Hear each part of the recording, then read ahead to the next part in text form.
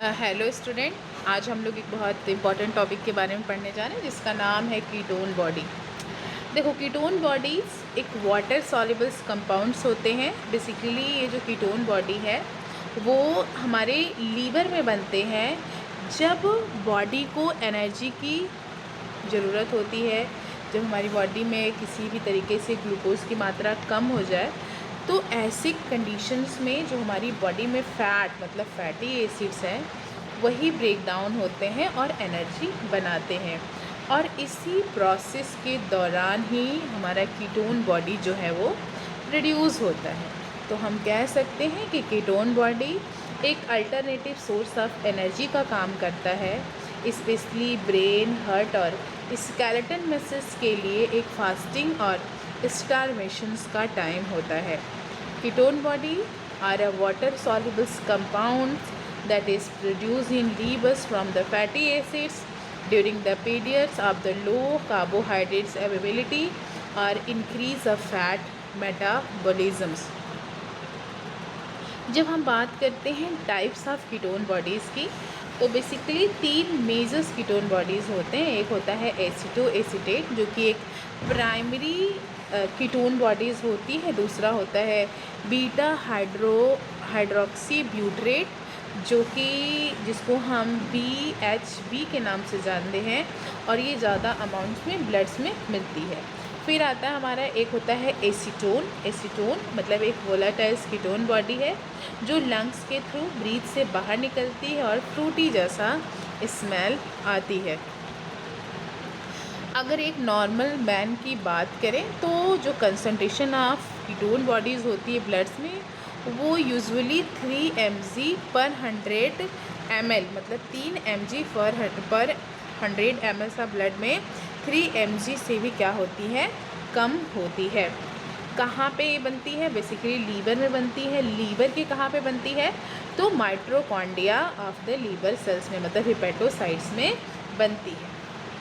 अब हम लोग देखेंगे कि जो हमारा कीटोन बॉडी होता है उसके कुछ सिग्निफिकेंस भी होते हैं। जैसे सिग्निफिकेंस ऑफ कीटोन बॉडीज़ के नाम से जानते हैं।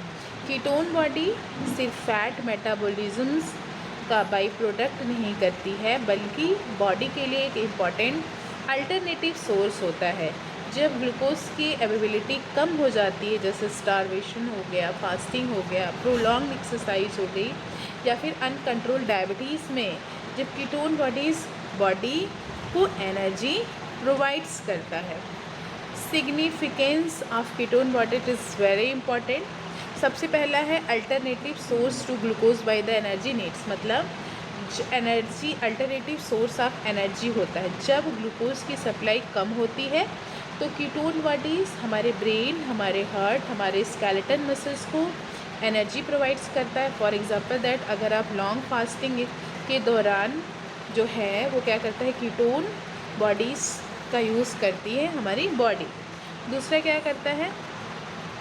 दूसरा करता है कि utilise in ketone bodies by a brain, मतलब जब हमारे ब्रेन नॉर्मली ब्रेन जो है वो ग्लूकोज पे डिपेंड होता है, लेकिन जब हम प्रोलॉन्ग फास्टिंग मतलब 2-3 दिन से ज़्यादा जब हम व्रत या फिर फास्ट कंडीशन में रहते हैं तो ब्रेन अपनी एनर्जी का बड़ा हिस्सा बीटा हाइड्रोक्सी ब्यूटरेट और एसीटो एसिटीन से लेता है।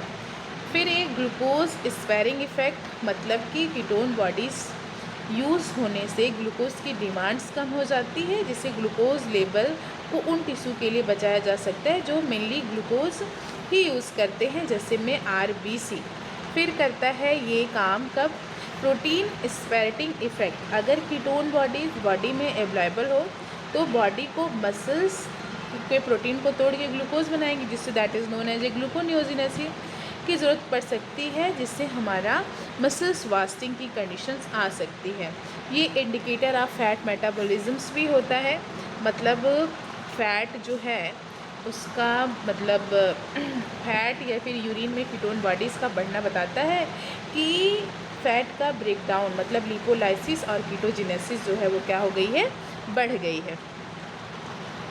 अब आती है कंडीशन दैट इज़ कि कुछ क्लिनिकल से इम्पॉर्टेंट है। एक्सेस कीटोन बॉडीज़ का लेवल कई डिजीज़ का इंडिकेशन भी हो सकता है, जैसे uncontrolled type 1 diabetes mellitus, diabetes, ketoacidosis, starvations, prolonged fasting या फिर लो कार्बोहाइड्रेट, जिससे यूरिन और ब्लड कीटोन टेस्ट से डायग्नोसिस किया जाता है।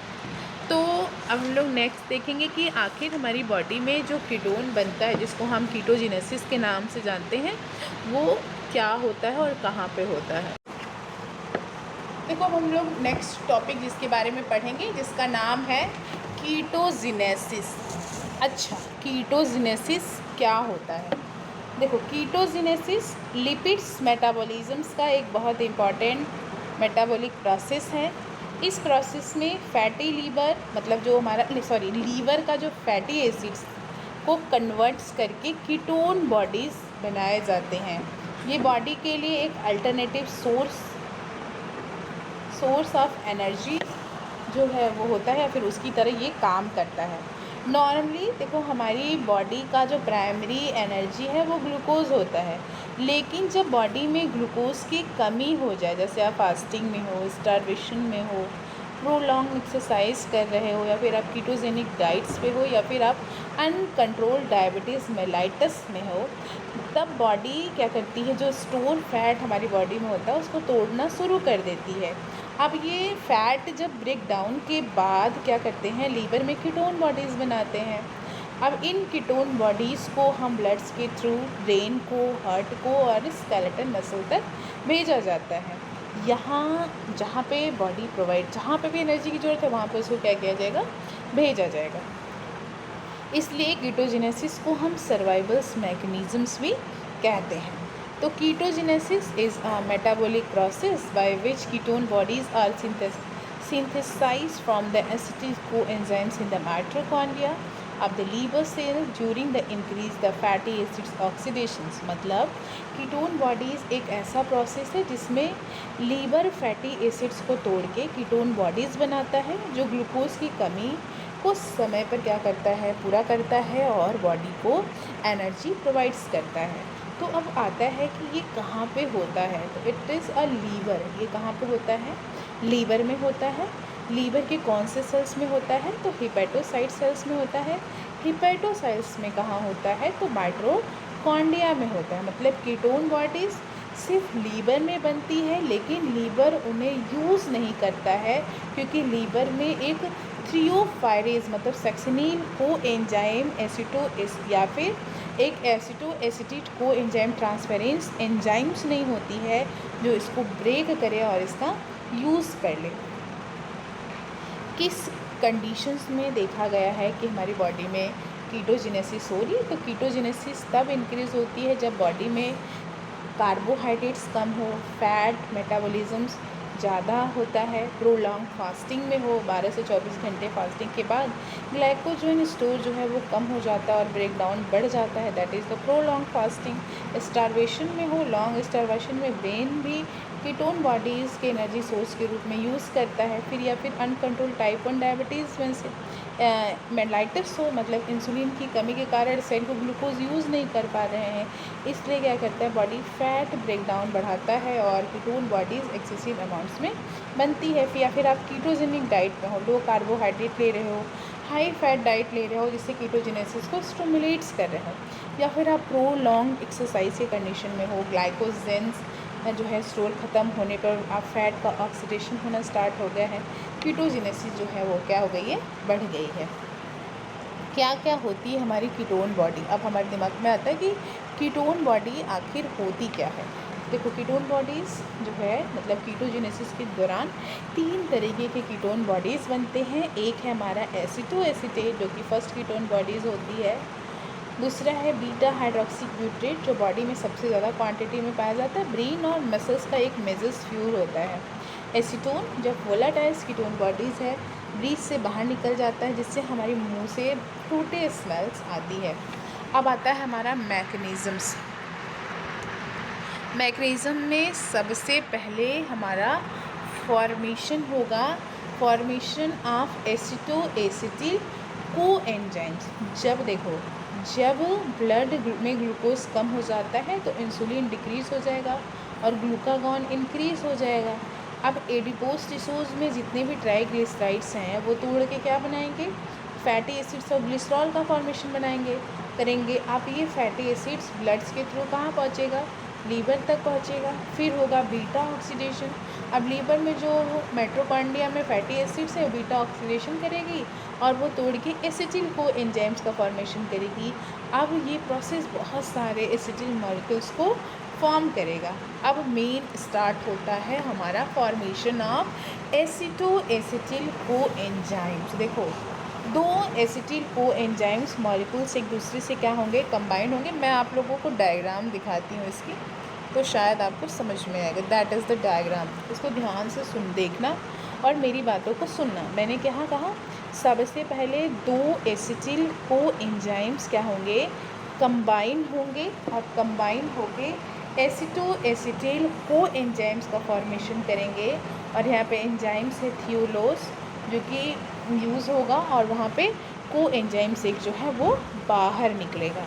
फिर फॉर्मेशन ऑफ HMG को एंजाइम्स, मतलब एसिटिल को एंजाइम्स एक और एसिटिल को एंजाइम्स दूसरा एसिटिल को एंजाइम्स मिलके क्या करेंगे, HMG को एंजाइम्स का फॉर्मेशन करेंगे। और यहाँ पे जो एंजाइम्स आएगी वो होगी HMG को एंजाइम सिंथेसिस, और that is known as the rate limiting enzymes of the ketogenesis. ये कीटोजेनेसिस की रेट लिमिटिंग एंजाइम्स होती है। अब यहाँ से क्या होगा, हमारा कहानी जो है वो शुरू होगा। यहाँ से एसिटो एसिटेट का फॉर्मेशन होगा। अब HMG को एंजाइम्स यहाँ इस कंडीशंस में आके टूटेगी। यहाँ पे एक एंजाइम्स होता है HMG को एंजाइम्स लाइएज, जो कि HMG को एंजाइम्स को तोड़ के एसिटो एसिटेट और एसिटिल को एंजाइम्स का फॉर्मेशन करेगा। अब छठे स्टेप में क्या होगा, देखो यहाँ पे एसिटो एसिटेट का फॉर्मेशन हुआ और एक एसिटिल को एंजाइम्स यहाँ से रिमूव हो गई। अब शुरू होगी कहानी। अब यहाँ पे फॉर्मेशन होगा बीटा हाइड्रोक्सिक ब्यूटरेट का, मतलब जो एसिटो एसिटेट है वो क्या करेंगे, रिड्यूस करके। तो अब हमने क्या कहा कि अब फॉर्मेशन होगा बीटा हाइड्रोक्सी ब्यूटरेट का, मतलब जो एसिटो एसिटेट रिड्यूस हो जाएगी, अब वो किसमें बीटा हाइड्रोक्सिक ब्यूटरेट्स बनाएगी और एसीटोन का फॉर्मेशन करेगी। अब यहाँ पे एक एंजाइम्स आएंगे, जब एसिटोस्टिन रिड्यूस होगी तो वहाँ पे एक एंजाइम्स आएगा जिसका नाम है बीटा हाइड्रोक्सी ब्यूटरेट डिहाइड्रोजिनेज। और जब एसीटोन का फॉर्मेशन होगा, जब ये एसिटो एसिटेट का स्पॉन्टेनियस डीकार्बोलाइजेशन होता जाएगा तो एसीटोन बनेगा। ये एसीटोन लंग्स के थ्रू बाहर आ जाएगी। इसी वजह से डायबिटीज़ कीटोसिस में फ्रूटी स्मेल आती है। एक बार इसकी जो मैंने यहाँ पे नोट्स है, इस नोट्स के थ्रू मैं आप लोगों को समझा रही हूँ, थोड़ा सी ध्यान से समझने की कोशिश करिएगा। मैंने अभी क्या कहा, पहले स्टेप्स में मैंने क्या कहा कि दो एसिटिल को एंजाइम्स आएंगे। कितने एसिटिल को एंजाइम्स आएंगे, दो एसिटिल को एंजाइम्स आएंगे और दोनों क्या हो जाएंगे, एक दूसरे के साथ जुड़ेंगे। दोनों के साथ जुड़ के इसका फॉर्मेशन करेंगे, एसिटो एसिटिल को एंजाइम्स का फॉर्मेशन करेंगे। और ये एसिटो एसिटिल को एंजाइम्स के रिएक्शंस को कंप्लीट करने के लिए एक एंजाइम्स आती है जिसका नाम है थियोलेज, जो कि final step of beta oxidations में इन्वॉल्व होती है। फिर क्या होगा, हमारा दूसरा स्टेप क्या होगा, दूसरे स्टेप्स में फॉर्मेशन ऑफ बीटा हाइड्रोक्सी मेथी ग्लूटराइल्स को एंजाइम। अब एसिटो एसिटिल को एंजाइम से एक और आके हमारा एसिटिल को एंजाइम्स जुड़ेगा और जुड़ के वो फॉर्म करेगा बीटा हाइड्रोक्सी बीटा मेथिल ग्लूटरिल को एंजाइम्स, जिसको हम शॉर्ट फॉर्म में HMG को एंजाइम्स के नाम से जानते हैं।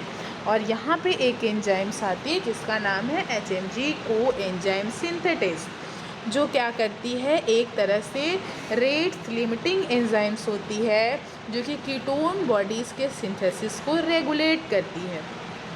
फिर आता है हमारा फॉर्मेशन ऑफ एसीटोएसीटेट, आप HMG को एंजाइम्स तोड़कर बनाती है एसीटोएसीटेट और एसिटिल को एंजाइम्स, और यहाँ पे एक एंजाइम्स आती है जिसका नाम है HMG को एंजाइम्स लाइज, जो कि HMG को एंजाइम्स को क्लीव करेगी और यहाँ से फॉर्म होगा एसीटोएसीटेट और एसिटिल को एंजाइम्स। अब होगा हमारा फॉर्मेशन अब बीटा हाइड्रोक्सिक ब्यूट्रेट में क्या होगा, अब एसीटोएसीटेट रिड्यूस हो जाएगा और वो बीटा हाइड्रोक्सिक ब्यूट्रेट का फॉर्मेशन करेगा।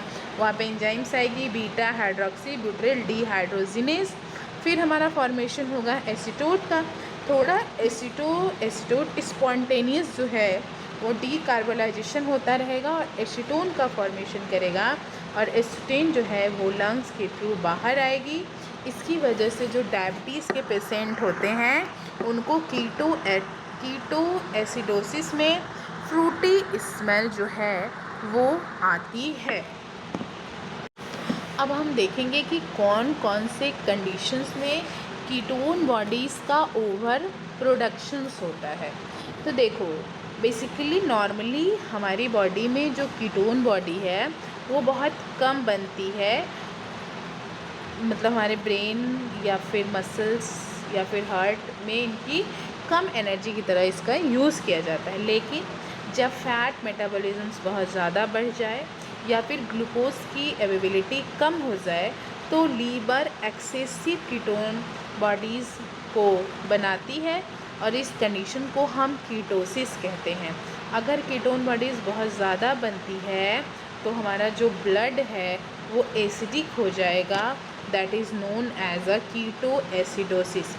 किस किस कंडीशंस में हमारी जो बॉडी है वो ओवर प्रोडक्शन करती है। अगर किसी को अनकंट्रोल टाइप 1 डायबिटीज़ है, जो कि सबसे मोस्ट कॉमन देखा गया है, ये कीटोन बॉडीज़ की ओवर प्रोडक्शन का सबसे कॉमन और सीरियस कॉज है। इस इंसुलिन की डिफिशिएंसी हो जाए, सेल ग्लूकोज यूज़ ही ना कर पाए, बॉडी को पता ही ना चले, बॉडी को ऐसा लगने लगे कि बॉडी में ग्लूकोज की कमी हो गई है, तो उस कंडीशन में फैट ब्रेकडाउन लिपोलाइसिस इंक्रीज़ हो जाता है, लीवर में बीटा ऑक्सीडेशन बढ़ जाता है, एक्सेस एसिटिल कोएंजाइम से बहुत ज़्यादा कीटोन बॉडीज़ बनने लगती है, जिसकी वजह से कीटोसिस, डायबिटीज़, कीटो एसिडोसिस और ब्लड पीएच जो है वो डिक्रीज़ हो जाता है। या फिर आप प्रोलॉन्ग फास्टिंग में हो, 12 से 24 घंटे या फिर उससे ज़्यादा में आप फास्टिंग में हो, ग्लूकोज स्टोर ख़त्म हो जाए, अब जो बॉडी का फ़ैट है, मतलब जो एनर्जी के लिए यूज़ कर रहे थे अब फैट की तरह यूज़ करने लगे, अब कीटोजेनेसिस इंक्रीज़ हो गया, अब कीटोन बॉडीज़ ब्लड में बढ़ गया, या फिर स्टारवेशन का कंडीशन हो, कई दिन तक खाना ना मिले, फूड फैट जो स्टोर है वो रैपिडली ब्रेक डाउन होने लगे, ब्रेन को कीटोन बॉडीज़ को फ्यूज़ के रूप में यूज़ करने लगे, अब कीटोन बॉडी प्रोडक्शंस बहुत इंक्रीज़ हो जाए, या फिर आप लो कार्बोहाइड्रेट मतलब कीटोजेनिक डाइट्स ले रहे हो। जब डाइट्स में कार्बोहाइड्रेट बहुत कम होता है तो फैट ज़्यादा होते हैं, तो ब्लड ग्लूकोज कम होता है, इंसुलिन लेवल डिक्रीज़ होता है और फैट ऑक्सीडेशन इंक्रीज़ हो जाता है और कीटोन बॉडी प्रोडक्शंस भी बढ़ जाती है।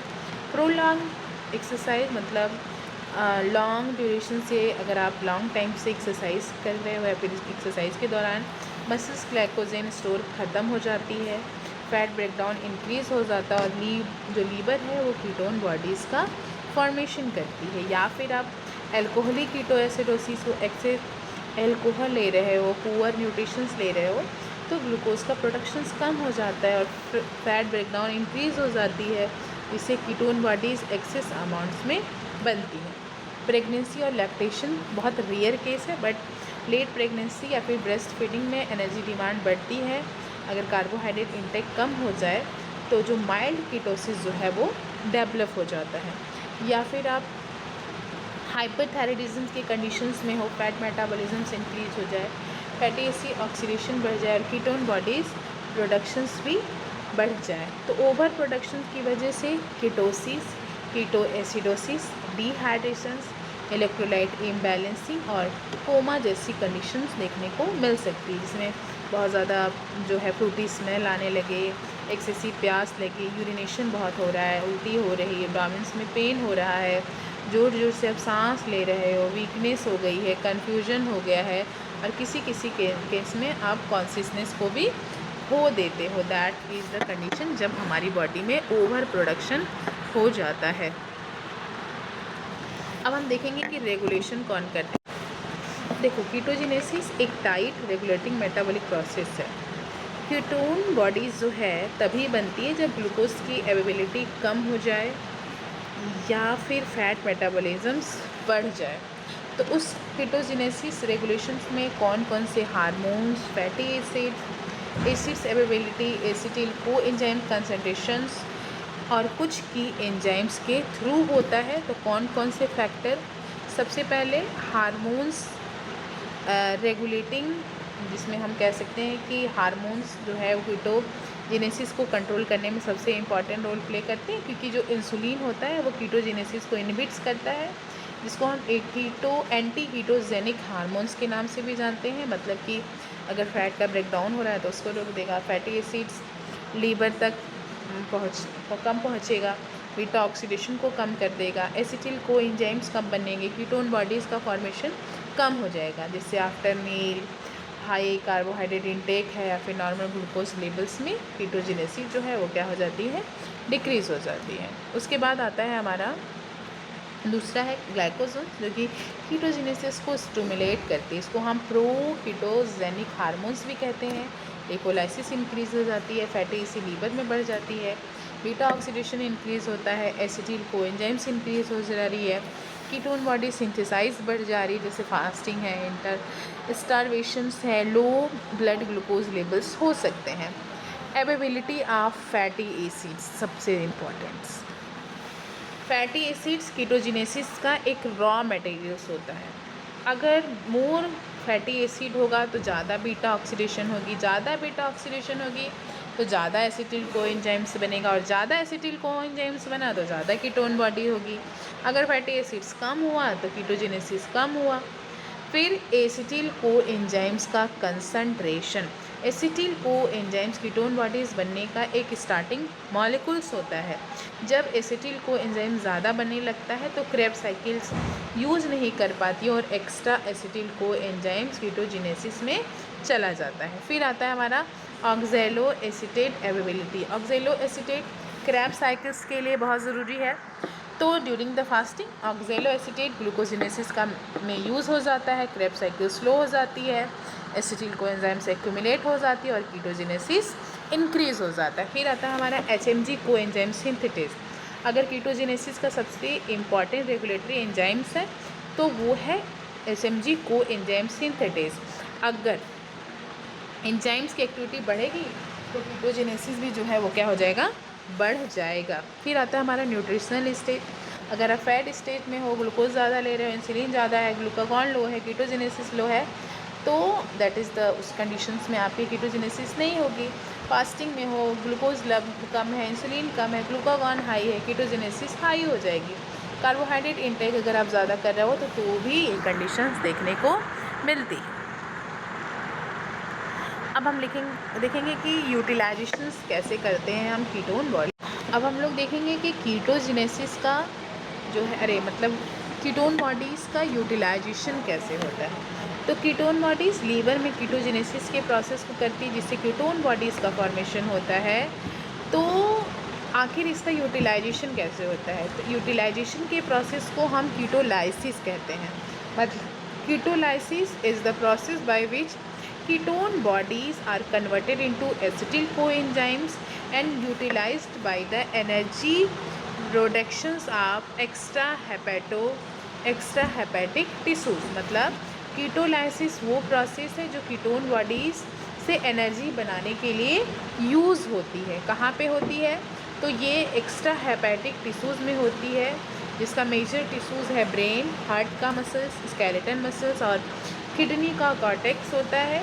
टिश्यू दैट कैन नॉट, कौन है जो कीटोन बॉडीज़ का यूटिलाइजेशंस नहीं करती है, तो लीवर और हमारा रेड ब्लड सेल्स, क्योंकि रेड ब्लड सेल्स में माइटोकॉन्ड्रिया नहीं होता है और लीवर में थियोफ्रेज एंजाइम्स एब्सेंट होती है।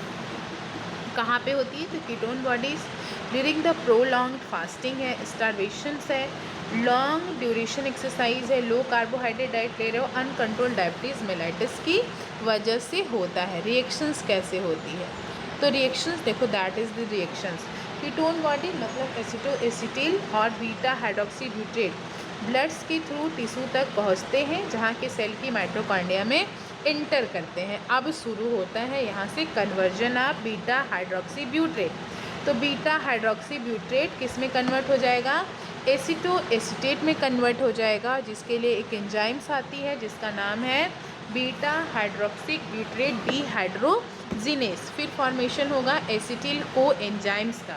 तो एसिटो एसिटेट रिएक्ट करके, मतलब एसिटो एसिटेट सक्सिनिल को एंजाइम्स के साथ मिलके एसिटो एसिटिल को एंजाइम्स का फॉर्मेशन करता है। दैट इज़, अब यहाँ पे एंजाइम्स कौन सी आएगी? यहाँ पे एंजाइम्स आती है थ्रियोफेरेज, मतलब सक्सिनिल को एंजाइम्स, एसिटो एसिटेट को एंजाइम्स, ट्रांसफेरेज आती है।